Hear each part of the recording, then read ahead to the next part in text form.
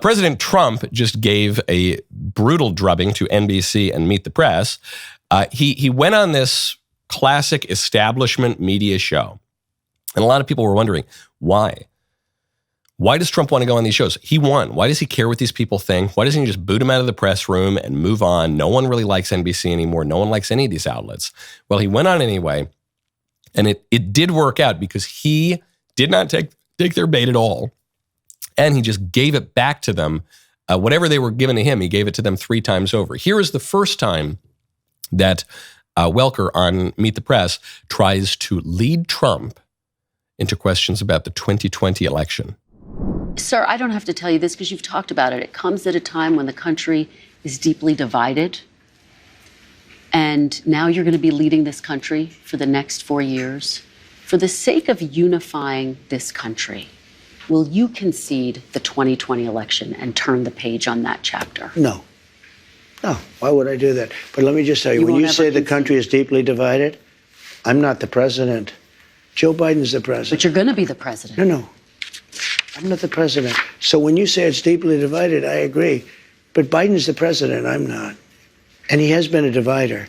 And you know where he divided it more than anything else, and it probably backfired on him, I think definitely, is weaponization. When he weaponized the Justice Department and he went after his political opponent, me, he went after his political opponent violently because he knew he couldn't beat him. And I think it really was a bad thing. And it really divided our country. So she goes, will you, just for unity, because of how divided we are, will you admit that you lost the 2020 election? And then the implication is you led an insurrection to try to overthrow it. And he just goes, no, I'm not. And the way he can get away with this is not only because he has gullions of steel, but also because he just won in a landslide, an electoral college landslide, and he won the popular vote. So if the American people really believed that Trump were an existential threat to democracy, he were causing the division, they wouldn't have elected him, including the majority of married women and 40% of women under 30 and 1 of 5 black guys and almost half of Hispanics. And just a good chunk of every single group in the country voted for him. So he says, no, I'm not going to give you anything. The country is divided. It's not divided because of me. Here's the proof. Biden is the president and everyone just reelected me. The libs then believe, before we get to the major policy announcement that Trump just made here, the libs believe that in the Meet the Press interview, they got a real gotcha on him. And that is over the question of tariffs. I want to delve into one of your signature promises on the campaign trail, which was to end inflation, to lower prices. You are now proposing tariffs against the United States' 3 biggest trading partners. Economists of all stripes say that ultimately consumers pay the price of tariffs. I don't believe Can you guarantee American families won't pay more? I can't guarantee anything. I can't guarantee tomorrow. I love that.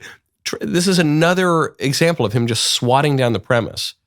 Can you guarantee that your major economic policy will not increase the cost of goods in any way on anything?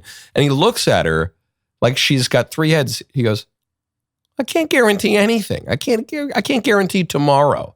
What are you talking about? I'm talking about a major economic upheaval. And so the libs think, haha, here's the gotcha. Trump is admitting that his economic policies might increase the cost of goods and services. That's not a gotcha, guys. None of it. I think that there is a good case to be made, not only for tariffs as a tactical matter in a negotiation, but also for tariffs as a way to raise revenue and support the economic health of the country by increasing domestic manufacturing. I think there's a good argument for tariffs, okay? But I'm not going to suggest that tariffs won't possibly raise the prices of goods. That's how tariffs work. So what Trump is saying is, I think by implication, in the short run, tariffs might increase the cost of certain goods. And that's going to be a little bit of pain in the short run, but in the long run, that redounds to the health of the country. Because one, whatever that price spike is, could come down substantially once we start making those goods here in America, which is the point of the tariffs. The point of the tariffs is not just to punish people overseas, not just to punish China for manufacturing goods and selling them to us. The purpose of the tariffs is to create an incentive for American companies to produce goods here, to create an incentive for American consumers to buy goods that are bought here. And maybe it'll be a little bit more expensive because China has slave labor in concentration camps and we don't. So first of all, there's just an ethical argument to pay a little bit more anyway because we don't want to be supporting slavery. But even beyond that, it's a matter of national security. We saw during COVID that when we don't control our manufacturing, if supply chains get disrupted for anything, for the Wu flu, for a little cough coming out of a lab in Wuhan, that Americans might not get their medicine, might not get their goods, might not get their food, for goodness sakes. So it is a matter of pressing national security that we start making some goods here again. And Trump is saying, yeah, look, I'm willing to take the short-term political hit. I'm willing to deal with a little short-term economic difficulty for a long-term economic and political gain. But then he announces the big policy that he's talking about. And he begins with the question of deportations. Go to HomeTitleLock.com, use promo code Knowles. If you are a homeowner like me, when is the last time you checked on the title to your home? That is the legal document that shows that you own it. If the answer is never, you need to know about a fast-growing crime the FBI calls house stealing. I was recently shown how easy this scam is to pull off, and I'll tell you, it's shocking. There's one-page document that is called a quitclaim deed. Criminals are forging these documents by filling them out with your information, signing it with a fake signature, stamping it with a notary seal that you can get online for $20, and then filing them with county officials, and that's it. That's all it takes for your home to be transferred out of your name without your knowledge. Here's the thing. Scammers don't want your house. They want the equity in your house. So they take out loans using your home as collateral. Then they disappear, leaving you with a financial and legal nightmare. You can protect yourself from this truly despicable fraud right now with triple lock protection from Home Title Lock. The first step is to check on your home's title to make sure that you are not already a victim. You can get a free title history report and a 30-day free trial of triple lock protection today by going to HomeTitleLock.com using promo code Knowles, K-N-W-L-E-S, or clicking on the link in the description. That is HomeTitleLock.com, promo code Knowles. Do not wait until it's too late. Here's what the libs say. Trump says, we need to deport the criminals who are in this country illegally. And the libs say, no, but what about the sweet little dreamers? And the dreamers at this point are like 50 years old. And they try to pretend that it's, 6-year-olds, doe-eyed, who are brought across the border without their consent, without their knowledge. What about the dreamers? What about, even beyond the dreamers, the people who are born in this country? It says, you have a situation where you've got illegal aliens crossing the border, then they have a kid, they have an anchor baby, the baby is granted American citizenship at birth. So are you really going to deport the family members of that person who's given birthright citizenship? In other words, they're trying to smuggle in 11 million, maybe as high as 20 million people, because they say, look, some of them have had anchor babies, so you can't deport any of them. Trump says, nah, I'm afraid we're going to enforce the law.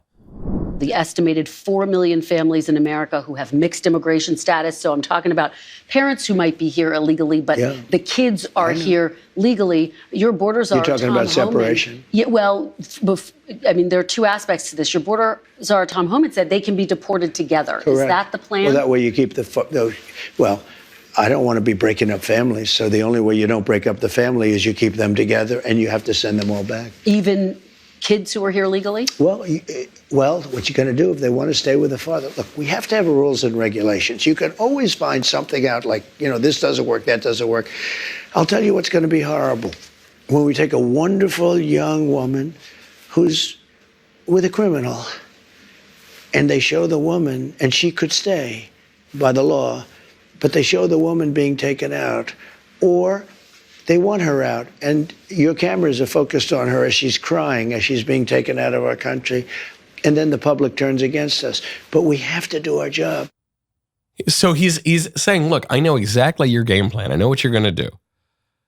You're going to just give all the hardest cases possible where you've got some criminal, some economic migrant who came over, blatant violation of our laws, and she's a pretty young gal, and they want to get married or something like that, but we got to deport the criminal. He goes, and you're going to try to turn that on me. But look, I'm willing to take the short-term political hit. They always say Trump is just reactive and he just goes wherever the wind blows and he's so emotional. But think about what he's saying here. On tariffs, he goes, look, I'm going to do the responsible thing for our country, even if it hurts me and my ratings in the short term.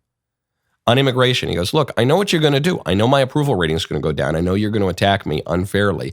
And I'm willing to take the hit because we have to do our job. I wasn't elected necessarily just to be popular. The knock on Trump, he's a populist. He doesn't care about the long-term health of the country. He's just reactive. I think you're seeing the opposite here. This guy is taking a mature, statesman-like approach to these issues, and he is actually demonstrating the political courage and discipline and even humility to do what his predecessors, including the Republicans, refused to do because they were too afraid of being unpopular. Then you get the big answer to this question. The problem here is you have families with mixed citizenship because you got the anchor babies and you got some parents who are here illegally. What are you going to do about that? Trump goes all the way. He says, we need to rescind birthright citizenship. You've promised to end birthright citizenship on day one. Is that still your plan? Yeah, absolutely.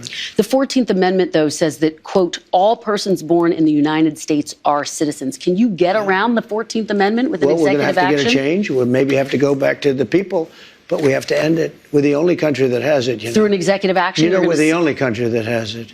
Do you know, if somebody sets a foot, just a foot, 1 foot, you don't need to, on our land, congratulations, you are now a citizen of the United States of America. Yes, we're going to end that because it's ridiculous. Through executive action? Well, if we can, through executive action. I was going to do it through executive action, but then we had to fix COVID first, to be honest with you. We have to end it. Now, there's a little trick that journalist slipped in there. She left out a few words from the 14th Amendment that I think speaks to Trump's point. NBC News, after Trump says, we're going to get rid of birthright citizenship, NBC News says, well, hold on. The 14th Amendment, the greatest amendment ever to the Constitution, the amendment that lets us do whatever we want and we can justify basically anything by twisting its words. It says that any person born in the United States is a citizen. But she left out a few words there. Any person born in the United States and subject to the jurisdiction thereof is a citizen. The 14th Amendment was passed after the Civil War to make black people into citizens. There had been controversy over whether black people were citizens, could ever be citizens, could actually participate in American political life, even after being freed slaves. And 13th Amendment abolishes slavery. 14th Amendment says, yes, they're citizens. This doesn't mean that if the ambassador to Mexico's child is born while he's on duty in America, that the child of the ambassador to Mexico is a citizen. He's not subject to the jurisdiction thereof. There was an open question as to whether or not foreign nationals born here are citizens, and that was resolved to some degree in 1898 in the Wong Kim Ark case, which follows English common law. So it actually does go back even further. It goes back to the 17th century when the English said, if you are born on the soil, you are subject to the king, and you have the privileges and protection and rights given to you by being a subject of the king. So that's where you get the jus soli in the American tradition, the right of the soil. But there's another kind of right, which would be jus sanguinis, and we have that to the right of blood. So if you are born to American citizens overseas, you are an American citizen at birth, even if you're not born in the United States. This is part of why the controversy over Barack Obama's citizenship was a little bit of a misdirection, because even if Barack Obama had been born in Kenya, even if he had been born on planet Mars, his mother was an American citizen. He would have inherited American citizenship at birth immediately. So the question here is, are we going to maintain, on the basis of a tenuous reading of the 14th Amendment and following this one Supreme Court case, Wong Kim Ark in 1898, are we going to continue to create a major incentive for foreign nationals to break our laws, come to America, bring a ton of drugs, bring a ton of crime, all in the hope of getting one of the most valuable commodities in the world, which is American citizenship?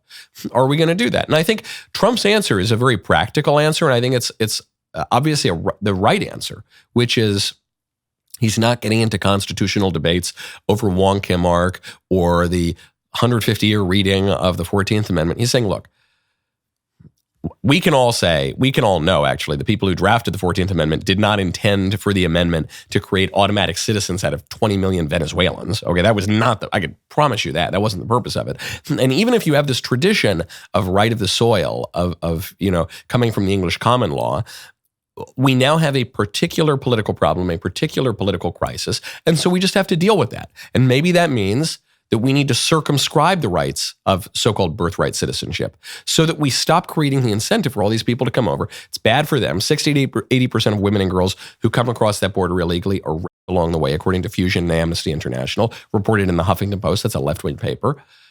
We know that the people who come here are often paid lower wages. That's one of the arguments from the supposed people on the right who support the open border, is they say, look, we need to pay off our gardeners. We need to pay our domestic help. A lot of liberals say that too. Good luck finding someone to mow your lawn for a cheap price. Yeah, right. But I don't think it's a good thing to keep these people in a state of perpetual indentured servitude. I think it's good to pay people slave wages. So there are all these problems. It harms the people who come over, and more importantly, it harms us. We're no longer allowed to have our own borders. We're now no longer allowed to make our own immigration laws. The most basic aspect of having a country we're not allowed to do. So Trump says, yeah, we got to fix that. That's a problem. It wasn't a problem in the 1860s, 70s, 80s. It wasn't a problem in 17th century England. But it is a problem now. And so we're just going to use the law to deal with that. And I think he's absolutely right. That was a good clip. Now stop, ring the bell. Right? Hey, ring the bell. See you next time.